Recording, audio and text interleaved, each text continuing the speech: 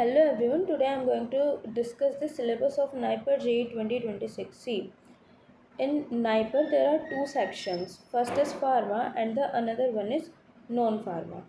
So in Pharma you have to revise the GPAT, what you have already studied. Like NIPER में एक plus point ये आता है कि आपको बहुत इजी क्वेश्चंस मिलते हैं, डायरेक्ट क्वेश्चन मिलते हैं और लेंथी क्वेश्चंस नहीं होते हैं। तो ये आपका एक प्लस पॉइंट हो जाएगा और आपको सिर्फ इसमें रिवीजन करना है। अभी के टाइम जो है वो आपका कुछ नया पढ़ने का नहीं है, सिर्फ रिवाइज करो जो आपने ऑलरेडी पढ़ा है। इंपॉर्टेंट टॉपिक्स और जो आपके वीक पॉइंट्स जो आप जीपैट में नहीं कर पाए थे, जैसे कि ऑर्गेनिक केमिस्ट्री में अगर आपको कोई नेम रिएक्शन ऐसा है जिसका मैकेनिज्म आप अच्छे से नहीं पढ़ पाए थे, वो अभी पढ़ने का टाइम है, क्योंकि वहाँ से क्वेश्चन आएगा और डायरेक्ट आएगा, तो आपको बहुत ज़्यादा डेप्थ में पढ़ने की भी ज़रूरत नहीं है। क्वेश्चन बहुत ईजी आएंगे एज़ कम्पेयर टू जीपैट, और डायरेक्ट क्वेश्चन आएंगे, क्वेश्चन लेंदी नहीं होंगे। बट नाइपर में टाइम मैनेजमेंट मैटर करता है। देखो जीपैट में आपको 125 क्वेश्चन करने थे 180 मिनट्स में, जिसमें कि आपको 10,800 सेकेंड्स मिला था टोटल क्वेश्चन सॉल्व करने के लिए, कंप्लीट पेपर को एनालाइज और सॉल्व करने के लिए, और उसमें 86.4 सेकेंड्स पर क्वेश्चन आपको मिलते थे। लेकिन अभी नाइपर में क्या होगा, 200 questions in 120 minutes you have to solve. See total time आपको 7,200 सेकेंड्स मिलेंगे और वहाँ 10,800 सेकेंड्स मिला था। देखो टाइम का डिफरेंस, यहाँ आपको पर क्वेश्चन 36 सेकेंड्स मिलेगा अप्रॉक्सीमेटली एक क्वेश्चन को सॉल्व करने के लिए। तो आपको इस टाइम को बहुत वाइजली यूज़ करना है। जैसे कि आपको यहाँ टाइम वाइजली यूज़ करना है, पता है कैसे? यहाँ क्वेश्चन डायरेक्ट होंगे, मैंने पहले ही बताया कि यहाँ क्वेश्चन ईजी होंगे और डायरेक्ट होंगे जो फार्मा वाले होंगे।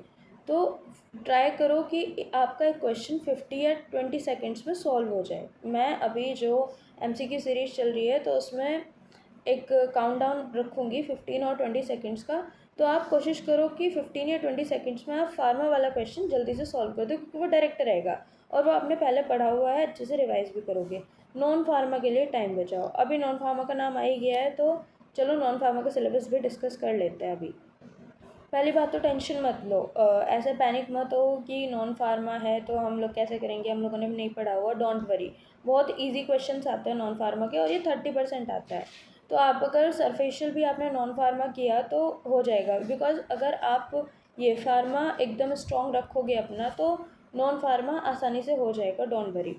इसमें इंपॉर्टेंट है सिनोनियम, एंटोनियम एंड ये odd one out. Synonym, antonym, odd one out. Odd one out से तो बहुत सारे क्वेश्चंस मिलते हैं, जैसे कि select any odd one out, तो उसमें आपको कोई 3 सिमिलर चीज़ें दे देंगे और एक ऑड वन दे देंगे, वो आपको फाइंड आउट करनी है।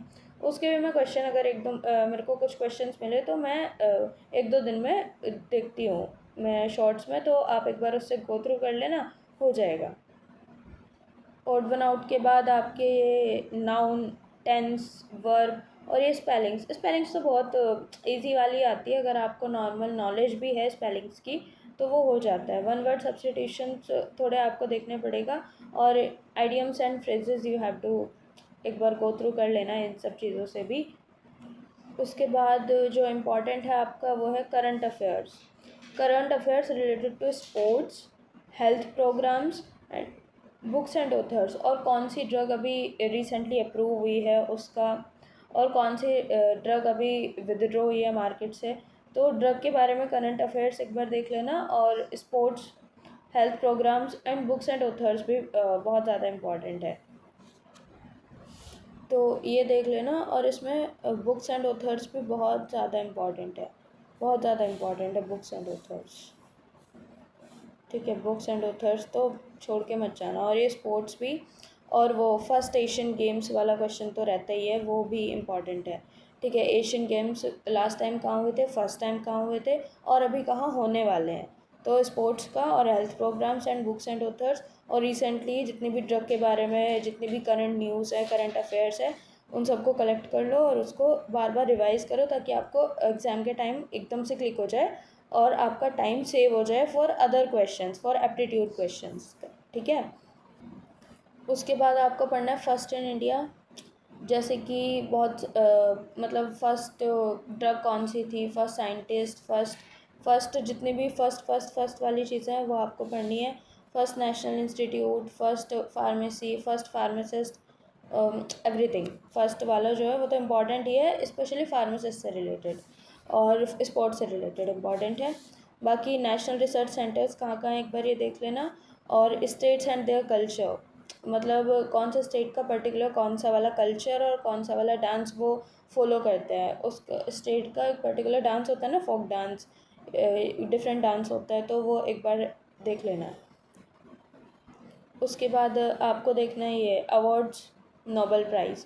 अवार्ड्स इम्पॉर्टेंट है और ये Nobel prize, awards Nobel prize तो इम्पॉर्टेंट है। और ये वाला इम्पॉर्टेंट है ना, इंस्टीट्यूट, हेडक्वार्टर्स और उसका इस्टेब्लिशमेंट कब हुआ था।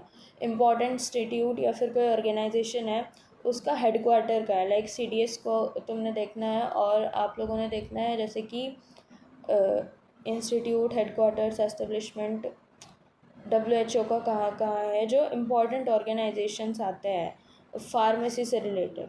ठीक है, फार्मेसी में जितने भी इंस्टीट्यूट या फिर रेगुलेटरी बॉडीज़ हैं उन सब के हेडक्वार्टर्स और एस्टेब्लिशमेंट एक बार देख के जाना।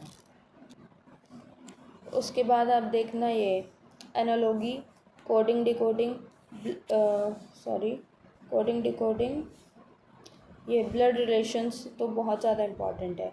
ब्लड रिलेशन से तो क्वेश्चन पक्का आएगा ही, इसे लिख के ले लो, ब्लड रिलेशन से तो आएगा ही। तो जितना सॉल्व कर सकते हो करो, जितनी प्रैक्टिस कर सकते हो करो, और save time for aptitude question, मैं सिर्फ ये कहूँगी। और एक ये figural series, folding unfolding patterns. बाकी जो इम्पॉर्टेंट है, जैसे कि US FDA approved drugs, recent approved drugs, और founders of big companies, top 10 pharmaceutical company एक बार देख के जाना।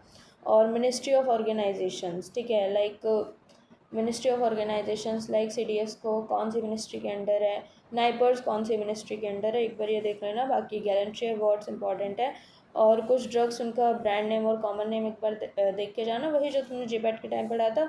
और कुछ अगर कोई रिसेंट ड्रग है और वो न्यूज़ में चल रही है तो उसका भी देख लेना, ब्रांड नेम और कॉमन नेम, और कुछ इंपॉर्टेंट एब्रीविएशंस। ठीक है, जो फार्मा रिलेटेड है, इंपॉर्टेंट एब्रीविएशंस वो आ सकती है। बाकी आप देखना एक important softwares, drug design and development का कंप्लीट प्रोसेस, यही जो आपने नेटवर्क फार्माकोलॉजी या फिर GPAT की तैयारी के टाइम एक चीज़ हमें पढ़नी होती है ना, नेटवर्क फार्माकोलॉजी से related, drug design and development, drug screening, lead identification, lead वो उस लीड आइडेंटिफिकेशन और lead discovery, so drug discovery and development. और ये देखना ज़रूर INDA, ANDA और NDA, ये इम्पॉर्टेंट है। एक तो कौन से फेज़ के बाद और कौन सा जेनरिक ड्रग के लिए कौन सा क्या, तो आप ये देख लेना, INDA, ANDA, NDA। ठीक है, ये इसमें आ जाएगा ना, ड्रग डिज़ाइन एंड डेवलपमेंट। तो इसमें आप ये देख लेना कि कौन सा जेनरिक ड्रग के लिए कौन से फेज़ के बाद यूज़। तो आप देख रहे हो कि बहुत, अगर आप फार्मा अपना कंप्लीट 100% अपना दोगे आप फार्मा में, तो आपके बहुत सारे क्वेश्चंस फार्मा के भी कंप्लीट हो जाएंगे उस, और नॉन फार्मा के कुछ क्वेश्चंस भी आप कवर कर लोगे। So make your pharma strong. Okay, okay. Then आप पढ़ना national schemes, reasoning, aptitude and general science. Normal reasoning होती है, बहुत ज़्यादा बड़े बड़े क्वेश्चंस नहीं होते, आपको बहुत ज़्यादा टाइम नहीं लगेगा क्वेश्चन को पढ़ने में।